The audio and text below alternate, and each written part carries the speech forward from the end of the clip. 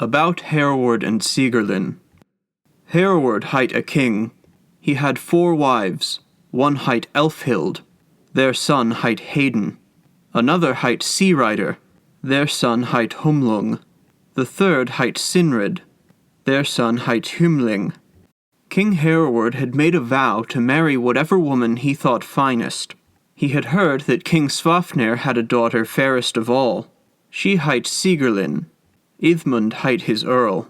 Attila was his son, who went to ask for Sigrlinn's hand for the king. He dwelt the winter long with King Svafnir. Franmar hight an earl there, Sigrlinn's foster-father. His daughter hight Olof. The earl advised that the maiden was to be denied, and Attila went home.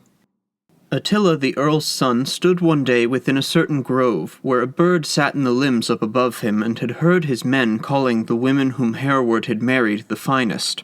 The bird chirped, and Attila listened to what it said. It said, "Hast thou seen Sigrlinn, Svafnir's daughter, the fairest maiden in the realm of delight? Though I see Hereward's wives are thought seemlier by the men at Glassislund." Quoth Attila, "Mindest thou, wise-minded bird, to speak more to Attila, Ithmund's son?" Quoth the bird, "I have a mind to, if the budling would make a sacrifice for me, and choose something that I want from the king's court." Quoth Attila, "Choose thou not Hereward, nor his sons, nor the king's fair brides, nor those brides the budling has. Let us deal well together, that is the way of friends." Quoth the bird, "A hoof will I choose of many altars, gold-horned cows from the lord's farmstead, if Sigrlinn is to sleep on his arm and follow the prince against her will." Thus it was as Attila was setting out, and when he came home and the king asked his tidings, he said, "We have toiled and our errand come to naught. A nightmare threatened us on the Mainfell, afterwards we had to wade through Seamorn. Then Svafnir's daughter was denied us, the ring-endowed one whom we had wanted." The king bade that they should fare another time. He went himself, but when they came up onto the fell, they saw a wildfire in Svafaland, and the dust cloud of a huge army. The king rode forth, down from the fell into the land, and took up night quarters near a river. Attila kept watch and fared across the river. He found a house. A great bird sat on the house to guard it, and it had fallen asleep. Attila shot a spear at the bird, and it died, and in the house he found Sigrlinn, the king's daughter, and Olof, the earl's daughter, and he brought them both away with him. The Earl Franmar had changed into an eagle's likeness and weared them from the army with magic. Hrolfmar hight a king, a suitor of Sigrlinn's. He had killed King Svafnir and plundered and burned the land. King Hereward gained Sigrlinn and Attila Olof. Hereward and Sigrlinn had a son, tall and handsome. He was a quiet one. No name would stay fixed to him. He was sitting on a howe when he saw 9 Valkyries riding, and one was the most brilliant. Quoth she, "Late wilt thou, Helgi, rule over rings. A mighty striver, but not upon the sun's wolds, if thou art always quiet. The eagle yells early. However hard, prince, thy heart might burn." Quoth Helgi, "What meanest thou by forwarding the name Helgi, bright-coloured bride, as thou deignest to bode? For think thou each syllable well, I shall have none of it unless I have thee." Quoth the Valkyrie, "I know of swords lying on Sigersholm, 4 fewer than 50. One of them is better than the rest, chainmail's bale, and it wards gold. A ring is in the hilt, a mind is in the middle, a fear of him who gets to own it is in the point. A blood-fall orm lies along the edge, and the serpent lays its tail on the quillin."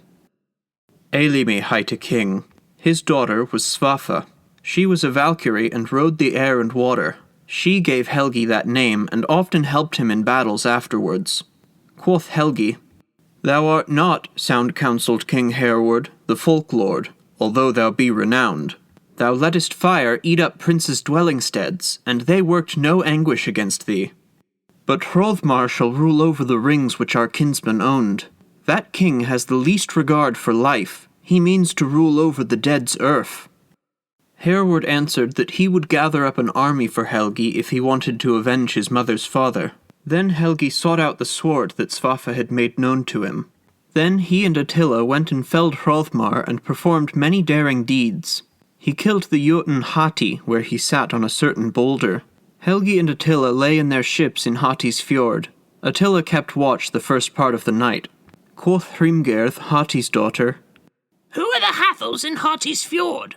Shields are pitched like tents on ships. Wee things you seem to me, and freaky looking.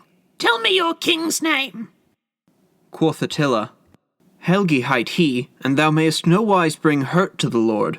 Iron walls are about the atheling's fleet. No ogress could forfare us.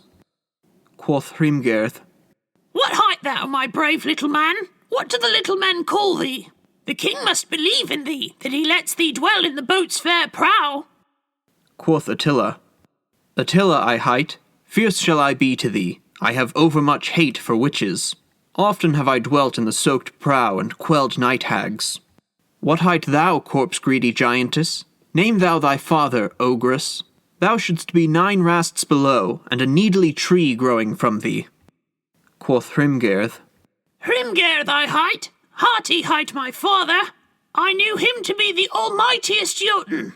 He caused many brides to be taken from their homes, until Helgi hewed him down.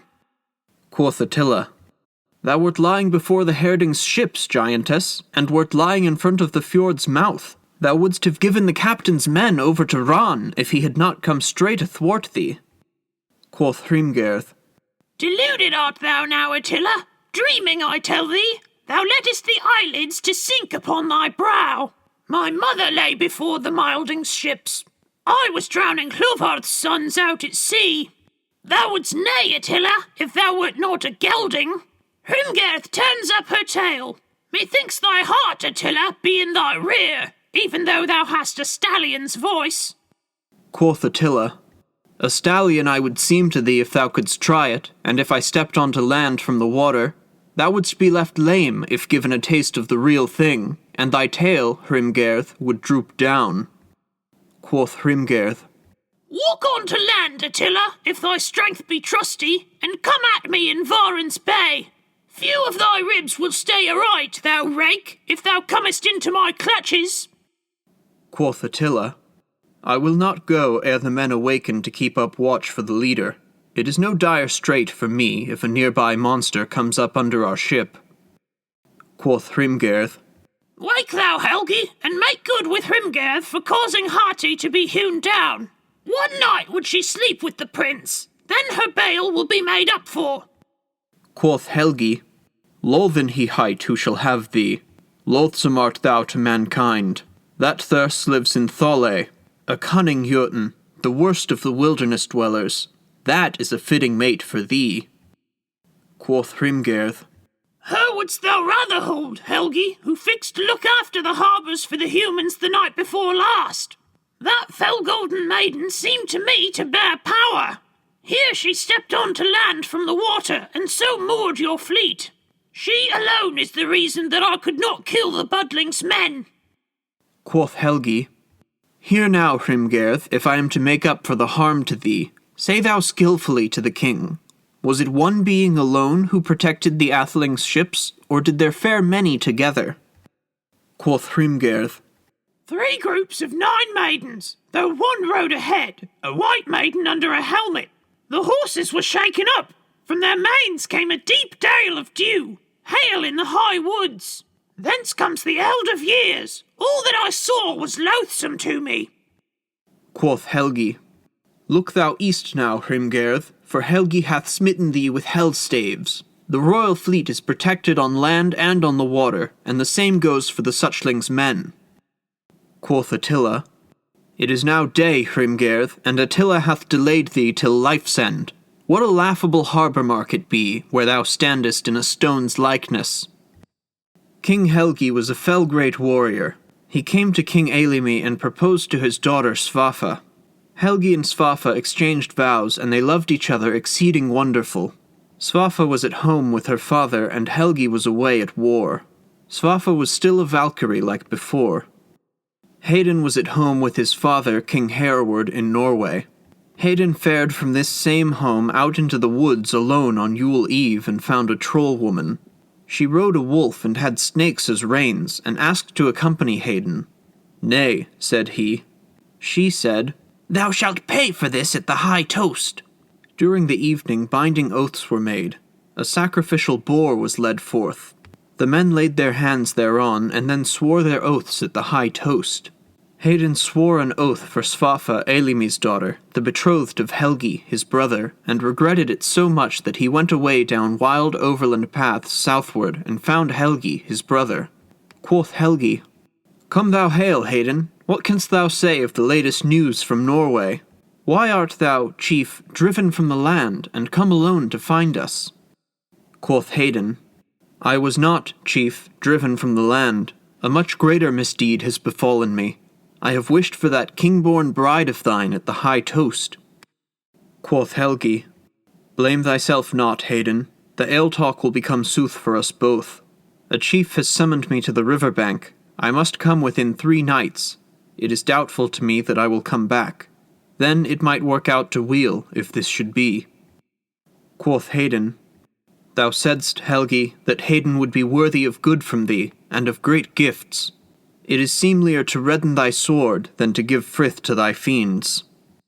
Helgi said this because he suspected he was fey, and that his fetch had visited Hedin when he saw that woman riding a wolf. Elf Hroðmar's son hight the king who had challenged Helgi to a duel at Sigarswold in 3 days' time. Then Helgi said, "She rode upon a wolf, was knowledgeable of fate, some maid who asked to follow Hedin. She knew that Sigurlin's son would be slain at Sigarswold. There was a great fight, and Helgi got a bane wound there. Helgi sent Sigar to ride for Eilimi's only daughter. Bid her get fitted out quickly if she wants to find the king alive." Quoth Sigar, "Helgi has sent me hither to speak with thee, Svafa. The prince said he wants to meet with thee, ere the Eater-born one breathes his last." Quoth Svafa, "What has become of Helgi Hjörvarðsson? Harm has befallen me hard by if a wound has licked him or a sword bitten him. I shall bring hurt to him who dealt it." Quoth Sigar, "He fell this morning at Frekastein, the budling who was best unto the sun. Elf will now rule over all the spoils, even though it need not have been so." Quoth Helgi, "Hail be thou, Svafa. Open up thy heart. This will be our last meeting in the world. Blood is showing beneath the budling. A blade has come near to my heart. I bid thee, Svafa, weep not, my bride, if thou wilt listen to my speech, that thou makest ready thy bed for Hedin, and leadest the young prince to love." Quoth Svafa, "I have said that in the realm of delight, when Helgi chose to put a ring on me, even when that king passed on, I would have no mind to wrap another prince in mine arms." Quoth Hedin, "Kiss me, Svafa. I will never come back to call on Rogheim nor Rodulsfell ere I have avenged Hereward's son, the budling who was the best under the sun." Helgi and Svafa are said to have been reborn.